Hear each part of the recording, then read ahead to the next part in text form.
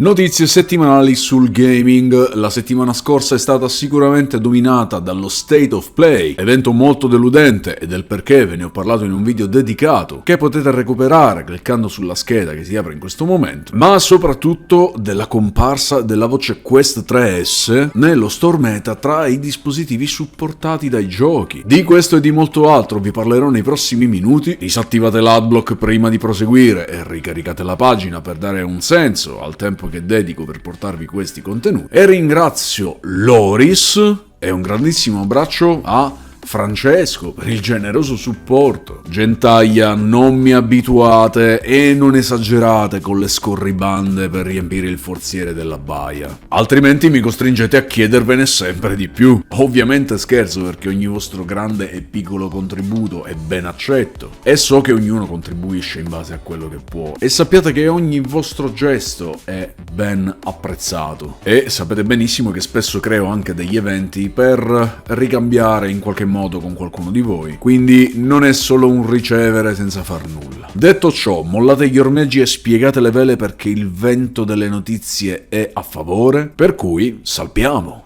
Siccome a giugno non ci sono tantissimi giochi particolarmente interessanti in uscita, sia su PC che su console, ma soprattutto in VR, non farò il video con le date di uscita dei giochi di giugno, ma ve ne parlerò qui. In VR, su visori meta per esempio, di davvero rilevante abbiamo soltanto Vampire Slayer Vault of the Vampire, in uscita il 6 giugno al prezzo di $19,90, ma adesso è in preordine a $17,99. Però gente, aspettate il mio video per sapere se ne vale la pena oppure no, e soprattutto una volta che avrò il gioco potrò fornirvi il link per acquistarlo con uno sconto maggiore. Il 7 giugno poi arriva la versione PC di Journey to Foundation, un gioco del quale vi ho già portato la recensione della versione MetaQuest, che potete trovare cliccando sulla scheda che compare in questo momento. E cosa aggiunge? Un aggiornamento con audio e visuale spaziale, settaggi per il gamma, texture ad alta risoluzione e sistema per illuminazione migliorato, 90 fps nativi. È un genere molto particolare. Deve piacervi un genere di gameplay basato sulla narrativa particolarmente presente. Pensate infatti che il gioco è tratto da una serie di romanzi, e la versione meta non mi aveva catturato particolarmente, soprattutto per il comparto tecnico. Magari però la versione PC riesce a colmare questi problemi. Lo proverò, vi porterò il confronto grafico delle due versioni, ma soprattutto ho 4 chiavi in regalo per voi della versione Steam, quindi se siete interessati e siete stati finora abbastanza presenti e attivi sul canale, potreste essere tra quelli che riceveranno la chiave. Passando invece ai giochi PC e console, il 5 giugno su PC esce A Twisted Path to Renown, un extraction shooter con ambientazioni western che ricorda molto Red Dead Redemption. Poi l'uscita di V-Rising su PC l'11 giugno, l'espansione per Elden Ring Shadow of the Erdtree il 21 giugno, e infine il 27 giugno su Nintendo Switch esce Luigi's Mansion 2 HD. Evento cardine della settimana scorsa è stato sicuramente lo State of Play, evento annunciato all'ultimo momento e trasmesso quasi a sorpresa. È durato circa 30 minuti, ma un terzo praticamente è stato bruciato sulla versione tarocca dei Guardiani della Galassia, uno shooter per adolescenti 5 vs 5 che scopiazza un pochino Fortnite e Overwatch. Evento che in generale è stato molto deludente, offrendo poche novità, dove tutto mi è sembrato un po' un more of the same, tutto sempre uguale, la solita minestra riscaldata. Qualcosa di interessante c'è stato, ma se volete sapere cosa per me è stato davvero interessante, andate a recuperare il video per sapere quali sono state le mie considerazioni su questo evento. E boom! Spulciando per lo store per trovare qualcosa da giocare, in realtà ho trovato questo qui. Quest 3S è apparso tra i visori supportati dai giochi nello store, quindi è ufficiale, il nome del nuovo visore meta sarà Quest 3S. Ancora però dobbiamo conoscere le caratteristiche e soprattutto il prezzo. Su questo argomento avevo già fatto qualche previsione nel video di lunedì scorso, e le mie idee al momento sono le stesse. Credo che sarà un visore più simile al Quest 2 sia come caratteristiche che come fattore di forma, magari con la stessa risoluzione, lenti Fresnel ma pass-through a colori, e soprattutto processore XR2 Gen 2, cioè lo stesso processore del Quest 3. Attendiamo l'annuncio ufficiale delle caratteristiche e del prezzo e potremo capire quindi se è davvero un acquisto sensato per chi vuole entrare in VR per la prima volta senza spendere un accidente, avendo comunque un visore con un processore di ultima generazione, cosa che è molto importante perché recentemente sono stati annunciati e confermati giochi che per il 2024 stanno per arrivare e potranno essere giocati solo su Quest 3 o comunque su visori con processore XR2 Gen 2. Quindi continuate a seguire per rimanere aggiornati e avere ulteriori notizie su Quest 3S.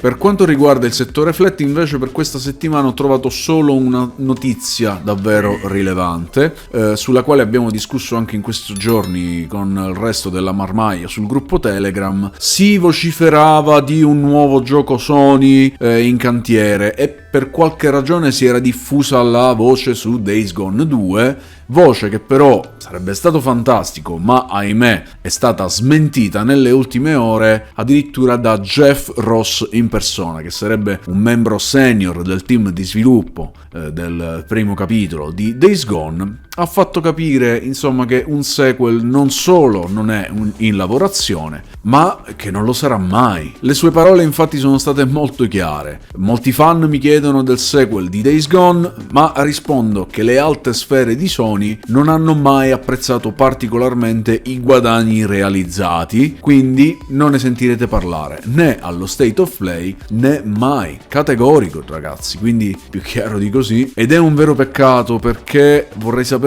quanti di voi, me compreso, vorrebbero Days Gone 2 piuttosto che un nuovo God of War o l'ennesimo The Last of Us. Rimaniamo su PlayStation perché su PlayStation Plus Premium stanno per arrivare dei giochi bonus. Esattamente il 6 giugno sono tutti giochi VR e sono Ghostbusters, Synth Riders, The Walking Dead Saints and Sinners primo e secondo capitolo e poi Walkabout Minigolf. Ovviamente tutti giocabili su PSVR 2 e non è tutto perché le prossime 2 settimane PSVR 2 sarà acquistabile con uno sconto di $100 sul prezzo di vendita, quindi $450 invece che 550 solo visore, altrimenti $550 in bundle con Call of the Mountain piuttosto che $600. Penso che questo sia il prezzo giusto al quale Sony avrebbe dovuto vendere PSVR 2 fin da subito e per sempre, e credo che con un prezzo così e un supporto migliore lato software forse adesso staremmo parlando di uno dei visori VR più venduti.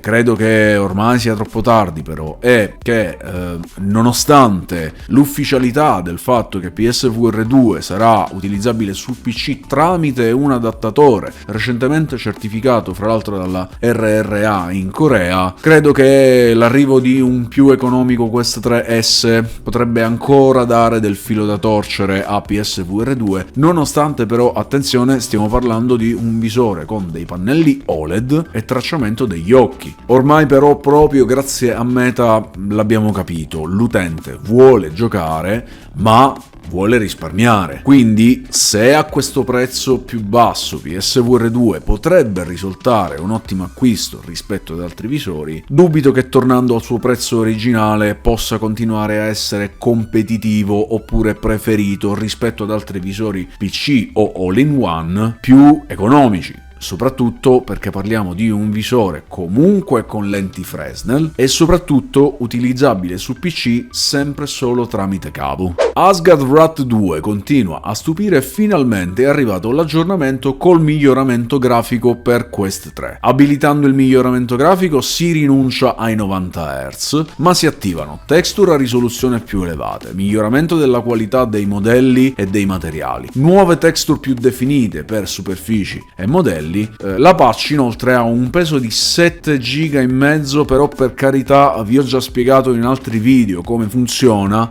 dicendo che non si aggiungono al peso complessivo del gioco, tanto che il peso dell'installazione resta comunque a 33,5 giga. E il periodo estivo si fa sentire, infatti siamo già in chiusura. Se il video vi è piaciuto iscrivetevi al canale e mettete un like al video, cosa che non vi costa assolutamente nulla. E inoltre in questo modo facciamo facciamo capire a YouTube questo video deve essere diffuso e condiviso. Se volete lasciare qualche doblone nel forziere della baia potete farlo tramite il tasto super grazie. Ci vediamo tra i commenti per discutere degli argomenti trattati. Vi ringrazio per la visione completa, dal vostro capitano Ben è tutto, vi aspetto nella baia. Un saluto marmaglia.